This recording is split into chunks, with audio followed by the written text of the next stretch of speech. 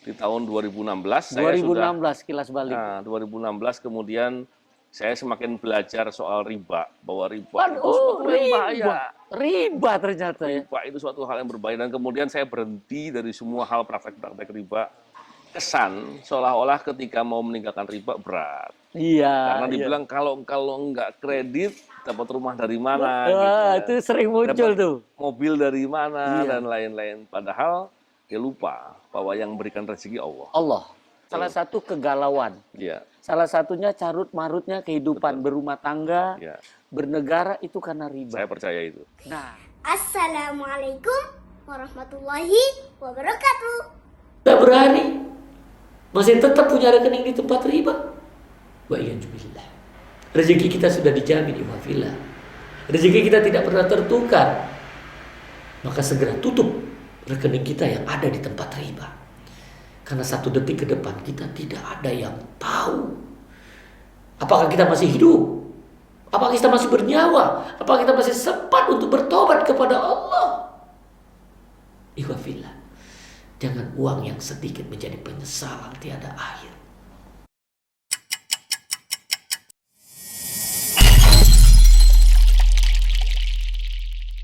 Bismillahirrahmanirrahim. Assalamualaikum warahmatullahi wabarakatuh. Waalaikumsalam warahmatullahi wabarakatuh.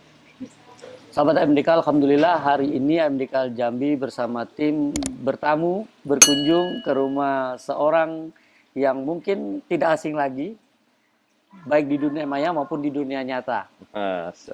Siapa beliau? Bapak Novel Baswedan.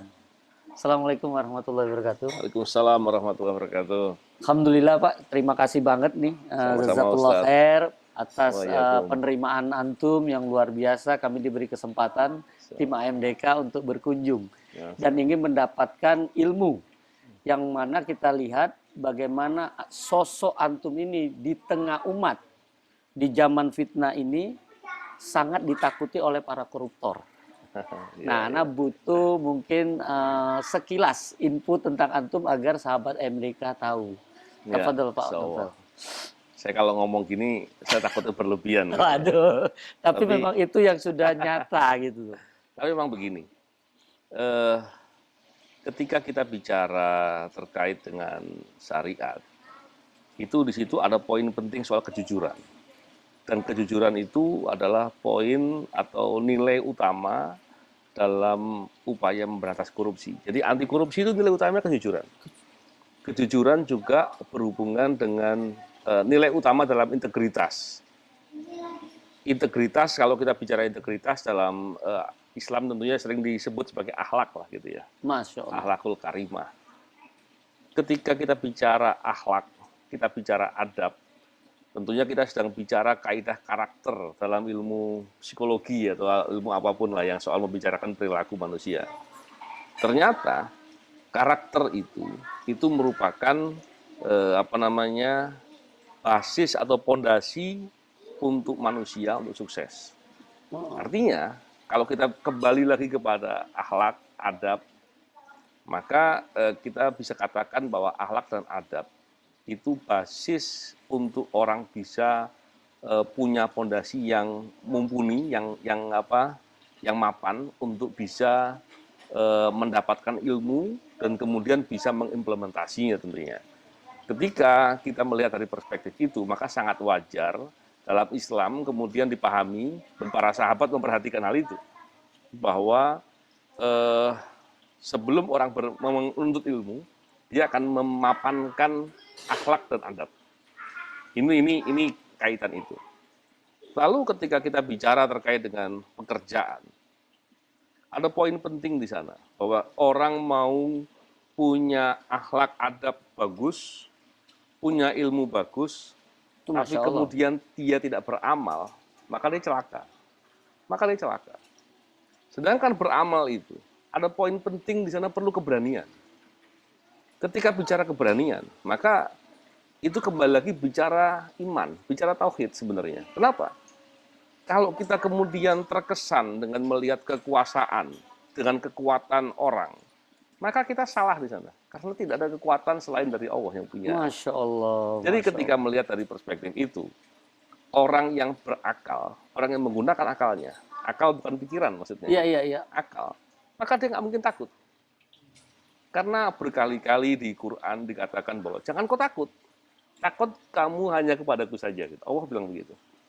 Saya bukan ahli ya, artinya Ustadz yang lebih paham di poin-poin mana. Terus banyak juga Rasulullah SAW bahkan ketika mengajarkan ke anak-anak muda. Saya lupa hadisnya yang terkait dengan kalau seandainya seluruh manusia bersatu padu ingin memberikan satu mudaratan kepada Anda, niscaya mereka tidak akan mampu. Dengan begitu, maka kenapa harus takut gitu? Begitu juga dengan seandainya dikatakan oleh Rasulullah SAW, seandainya semua manusia bersatu padu, ini para pembesar, para raja, para penguasa bersatu padu, ingin memberikan satu manfaat saja, niscaya mereka tidak akan mampu. Kecuali hanya yang telah Allah tetapkan sebelumnya. Masya Allah. Nah di sini kemudian, kalau kemudian kita masih bergantung kepada orang, kepada kekuasaan atau apapun itu, maka kita nggak berakal gitu. Rasulullah SAW sudah mengatakan itu di Quran juga jelas gitu ya. Dan kemudian dalam beberapa pengalaman saya dalam bekerja, saya sering melihat bahwa sebenarnya siapapun orang yang berbuat jahat atau melakukan konspirasi atau bersekongkol untuk berbuat jahat, baik korupsi maupun apapun, mereka sebenarnya lemah, nggak bisa apa-apa. Cuman masalahnya kenapa kita takut? Jangan-jangan kita lebih lemah gitu. Jangan-jangan kita nggak punya iman yang mapan. Nah ini yang sebenarnya perlu dipahami. Maka ketika tadi bincang-bincang sama Ustadz, banyak hal tentunya kita berharap bahwa generasi muda Islam ya, ketika benar-benar memahami itu, maka akan benar-benar bisa berdaya, bisa mempengaruhi, bisa melakukan perubahan banyak hal. Masya Allah. Baik itu untuk kepentingan agama, untuk Islam, untuk bangsa dan negara, dan untuk peradaban manusia. Jadi jangan berpikir yang terlalu sempit. Kita harus yakin bahwa kita harus berani berpikir bahwa kita harus berpikir besar. Kita harus berani berpikir dengan lebih lebih luas. Yang dengan begitu kita benar-benar bisa berbuat banyak demi kepentingan orang lain. Masya Allah. Dan satu poin penting yang saya ingin tambahkan. Saya punya channel sebenarnya. Saya sering bicara. Memang saya bicaranya soal integritas. Channel saya namanya channel Novel Baswedan. Novel Baswedan. Novel Baswedan Official. Saya di sana karena saya tidak menghususkan di satu kajian soal agama, saya bicara lebih luas, tetapi apa yang saya katakan itu sebetulnya ada semua dalam kaidah agama. Masya Allah. Soal apa? Peduli. Peduli, ini suatu hal yang sangat penting. Ketika kita peduli dengan orang, maka di sana kita akan melihat permasalahan. Allahu Akbar. Ketika kita mengetahui permasalahan, maka dengan ilmu yang kita punya, kita berkesempatan untuk memecahkan permasalahan, untuk mencarikan solusi, dan itu menjadi kreativitas, menjadi inovasi, menjadi karya dari masing-masing yang berbuat.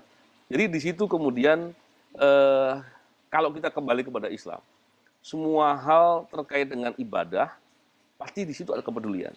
Ya. Bahkan salah satu ibadah yang nilainya tinggi, dikatakan contohnya kalau ada orang yang sudah mati itu ketika ditanya mau apa, dia mau sedekah. Naam. Kepedulian itu. Jadi ketika poin kepedulian, maka itu suatu yang luar biasa. Nah, kepedulian inilah yang perlu disadarkan.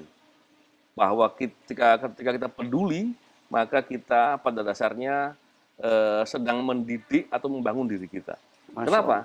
Permasalahan yang kita hadapi itu bukanlah sesuatu hal yang membahayakan.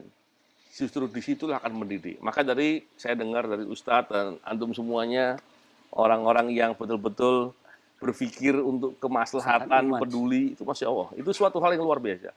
Dan insya Allah justru akan membuat kita menjadi kuat dan menjadi hebat.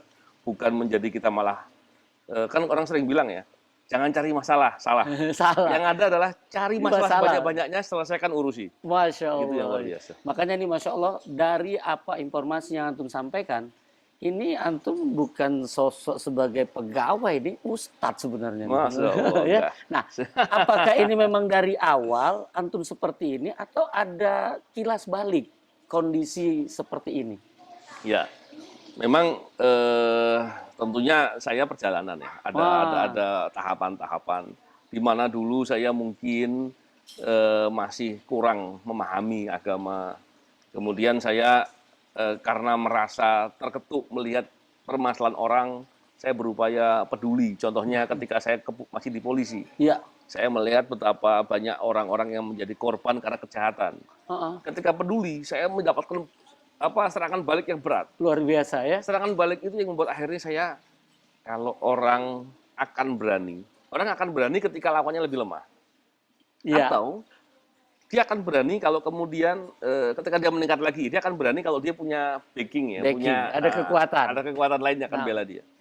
Tapi ketika di satu saat meningkat terus permasalahan, berani karena apa?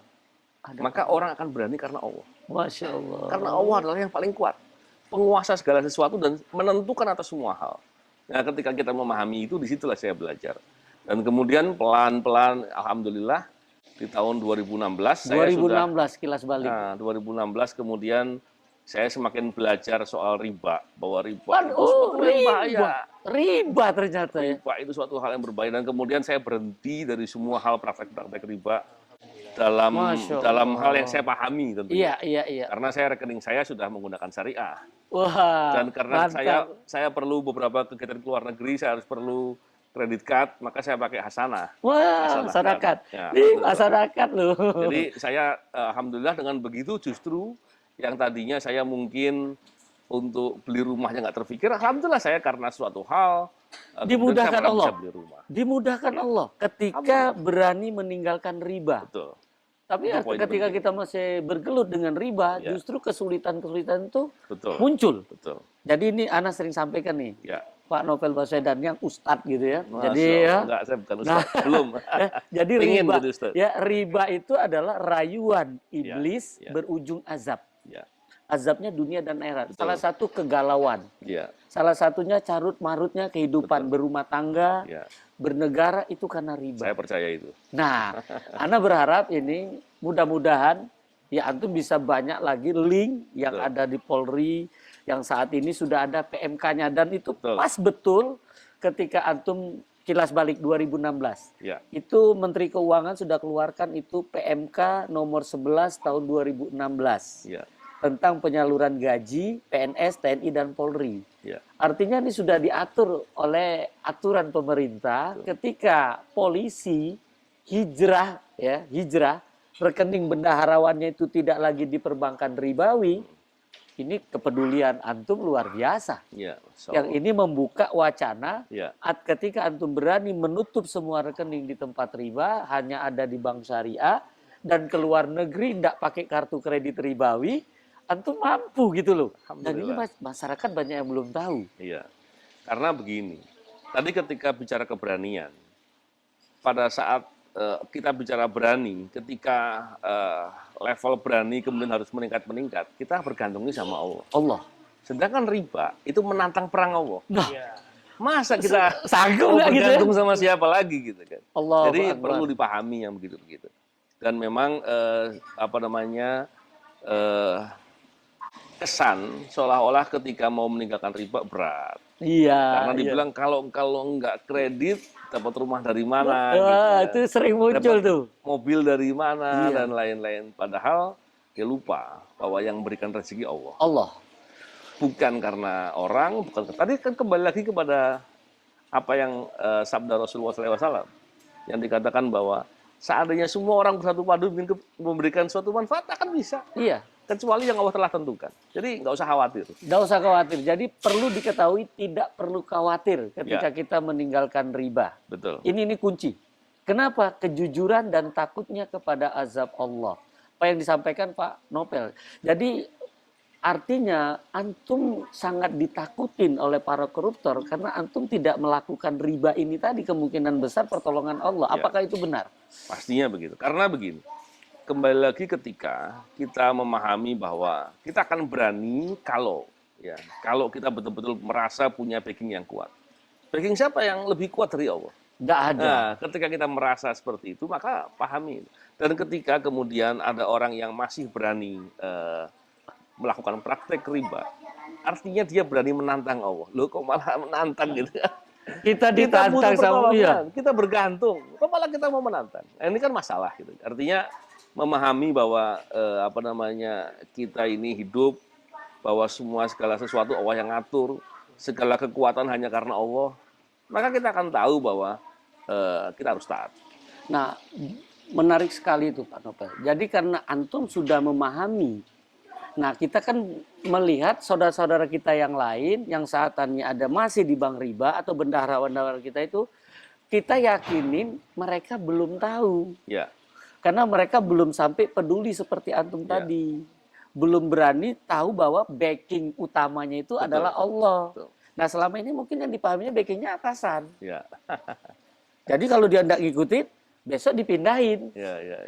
Itu kemungkinan. Nah, pemahaman ini, kepedulian ini Anda berharap antum bisa mudah-mudahan dengan penyampaian ini saudara-saudara yang mendengar dan mungkin seprofesi ya, dan juga mungkin saat ini yang punya rekening di perbankan riba yang takut meninggalkan riba ini sudah didengarkan langsung ya, masih hidup dan sangat kuat dan sangat ditakutin loh oleh para koruptor.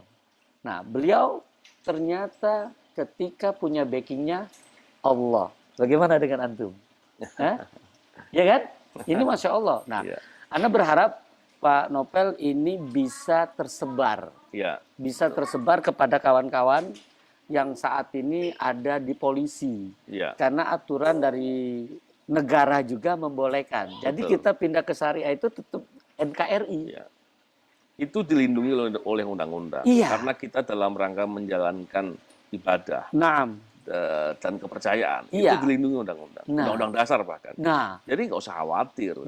Di satu sisi dalam agama kita sebagai seorang Muslim kita diwajibkan, masa sih mau berani perang sama Allah gitu kan? Tuh kunci, berani nggak antum perang sama Allah? Dan gini, ketika merasa bahwa contohnya bendahara gitu, kemudian memindahkan ke syariah dan kemudian akan dipindahkan, percayalah bahwa yang memindahkan itu tidak akan mampu. Masya Kenapa tidak akan mampu? Allah. Karena kalaupun terjadi, itu takdirnya begitu. Dan satu hal yang penting begini, orang seringkali ketika membicarakan takdir ya, kemudian bilang, waduh, tahu gitu saya begini, tahu begitu saya begitu. Padahal itu adalah setan. Setan, betul. Yang terjadi adalah segala sesuatu hanya bisa terjadi ketika Allah takdirkan. Atas izin Allah. Atas izin Allah. Atas izin Allah. Dan yang kedua, ketika apapun yang Allah takdirkan untuk kita, itu adalah yang terbaik untuk kita. Kenapa? Allah itu lebih sayang, sayangnya kepada kita, kepada lebih dari ibu kita. Itu jauh lebih daripada ibu kandung kepada anaknya. Bayangkan, kita saja seandainya dikasih 1 miliar. 1 miliar ini saya kasih. Syaratnya ente suapin anakmu dengan nasi yang bau, nasi yang basi, nggak bakal mau. Masa sih mau nyuapin anak, mana tega? Masa Allah memberikan kepada kita suatu yang buruk, suatu hal yang jelek, nggak mungkin. Nah, seringkali kita kemudian menilai sesuatu itu dengan pikiran, kacamata dengan akal, dengan kacamata kita. Padahal ketika kita melihat dengan perspektif takwa, dengan perspektif iman, kita akan melihat bahwa ketika mendapatkan kesusahan sekalipun, kesusahan ya, maka pertanyaannya, apakah kesusahan itu merupakan kebaikan untuk dia? Bisa jadi. Apakah itu keburukan untuk dia? Belum tentu juga gitu. Jadi memahami itu, bisa jadi kesusahan itu karena itu bentuk latihan. Kasih sayang Allah. Kasih sayang Allah. Contohnya beginilah, sederhana ya. Kita akan memberikan ilustrasi yang mudah dipahami. Mudah dipahami, iya. Contohnya begini. Pernah lihat nggak atlet latihan di training center? Iya. Susah nggak itu? Susah. Terus apakah pelatihnya kejam sama dia? Enggak. Dulu waktu saya masih di training merasa kejam gitu kan. Kejam kan? Tapi ternyata setelah kita waktu pertandingan, oh ini manfaatnya. Betul. Contohnya lah, kita lihat yang paling mudah lah ya. Kita lihat pemain bola gitu. Nih, pemain bola ada. Pemain bola, ya, pemain bola top sampai ke PSSI lu saya. Ya, luar biasa Ustaz ya. Umur masih SMP. Oh iya. Jadi, kita lihat contohnya, orang bisa bilang, oh pemain bola si A tuh hebat sekali. Nah, terus pertanyaannya, apakah dia tiba-tiba tidur-tiduran terus jadi pemain bola? Enggak. Dia latihan sangat berat. Nah, inilah yang perlu dipahami. Bahwa ketika kita mendapatkan kesusahan, itu kasih sayang Allah yang memberikan kita latihan. Jadi kalau gitu antum sudah banyak sekali latihan-latihan sehingga ketika antum di KPK antum kuat. Yakin kan begitu. Ya? Karena yakin begitu. Seandainya Ustaz, ini kita bicara omong kosong. Seandainya waktu bisa dimundurkan lagi. Saya ditanya, mau kena siram air keras atau tidak? Saya bilang saya kena lebih bagus. Kenapa? Karena itu takdir Allah. Jadi nggak perlu repot. Ringan banget kalau gitu. Ringan karena banget ya. Apa yang Allah takdirkan itu yang terbaik. Sudah selesai. Ketika antum dipikir-pikir lagi. Ketika antum sabar, itu kan dosa selama ini Allah hapuskan. Betul. Kenapa janji Allah kita takutkan? Dan banyak keutamaan lain yang saya nggak bisa cerita lah. Masya Allah. Dan saya pikir pasti antum dapatkan itu. Pasti. Iya. Masya Allah nih sahabat MDK, antum dengarkan begitu motivasi yang disampaikan oleh beliau. Kalau tidak menggugah ya kelewatan ini. Nah, betul-betul ada ribanya itu. Ya kan? Antum ada mau ditanyain? Iya, bagi sahabat MDK, apa yang beliau sampaikan ini dalam pikiran saya tuh satu hal aja, bahwa kalimat la haula wala quwata illa billah beliau laksanakan dengan penuh integritas. Jadi terakhir Pak Nopel, dari bincang-bincang ini, harapan antum dengan keberadaan Bank Syariah dari posisi antum sebagai tadi orang KPK yang menangkapi para koruptor, yang dimana ketika antum dipotong orangnya tinggal setengah justru bisa mendapatkan lebih temuan-temuan dari masalah-masalah yang antum dapati sehingga nama antum muncul lagi gitu kan. Padahal dalam kondisi yang sudah kena siram air keras loh antum mendapatkan itu kan. Kan ini kan luar biasa dari posisi itu. Apakah itu memang betul-betul itu keahlian antum atau memang antum yakin ini pertolongan Allah? Ya, makasih Ustaz. Maaf saya agak batuk jadi. Ya. Jadi begini, saya memang setelah saya kembali dari pengobatan, walaupun saya penglihatan saya kurang, saya baca teks saya belum bisa lah, kecuali pakai alat bantu dan agak ribet gitu. Saya lihat Ustadz ini mukanya nggak terlalu jelas. Gak jelas. Jadi kalau saya ketemu teman nggak nyapa itu seringkali dikira sombong, padahal saya nggak kelihatan. Peluk aja kalau gitu. Tapi tadi yang Ustadz sampaikan, saya pulang dari pengobatan, saya masuk lagi, saya melakukan pemeriksaan beberapa arsip-arsip, dan kemudian saya menugaskan beberapa rekan-rekan saya untuk bisa mulai melakukan penelitian beberapa hal. Saya mengungkap salah satu mafia hukum yang terbesar di Indonesia. Itu kemudian kita bisa jerat dan kemudian kita bisa proses ke hukum. Di sini kemudian saya dengan pengalaman saya yang lainnya lagi, saya ingin mengingatkan bahwa menurut pengalaman saya, tidak ada orang yang hebat karena keahliannya, kemampuannya dia enggak. Jadi kalau ada orang yang mengaku bahwa dia yang paling pintar, bisa mengakui semuanya, dia sedang berbohong. Atau kalau nggak berbohong ya dia berkata berlebihan. Tidak jujur lah gitu ya. Tidak jujur. Sebenarnya segala sesuatu itu Allah yang ngatur. Di situ kita akan bisa melihat. Kita bisa berikhtiar, oke, ikhtiar banyak. Tapi berapa banyak orang berikhtiar juga gagal. Tapi ketika kita memahami bahwa ternyata segala sesuatu adalah pertolongan Allah, maka yang harus kita lakukan, ikhtiar kita sebaik mungkin. Setelah itu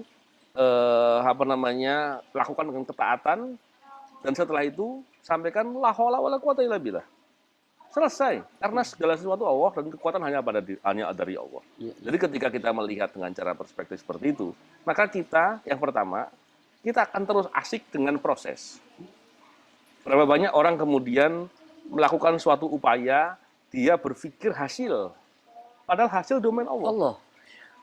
Ketika kita berpikir hasil, maka kita akan putus asa di keadaan tertentu. Ketika tidak tercapai.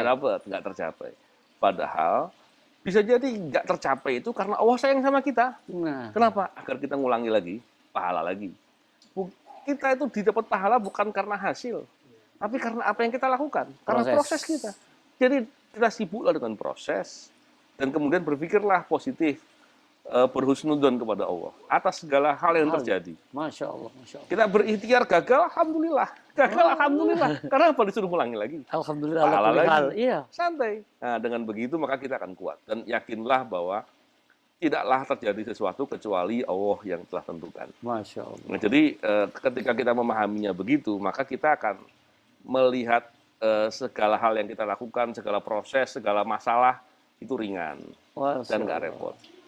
Luar biasa yang disampaikan beliau. Jadi apapun kondisi yang diberikan oleh Allah ketika kita berbaik sangka, ringan. Ya. Artinya ketika antum saat ini sulit untuk meninggalkan riba, hati-hati. Antum perang sama Allah. Banyak-banyak istighfar. Banyak-banyak istighfar. Istighfar, tobat. Jadi insya Allah ini yang perlu disampaikan juga Pak Nopel, bahwa ketika kita meninggalkan riba yang selama ini kita dapatkan di perbankan riba, itu semua bisa dilakukan di bank syariah. Ya. Jadi ketika antum pingin dapat rumah, pingin dapat mobil, dapat motor, itu bisa di bank syariah. Dan bebas riba ketika tahu ilmunya.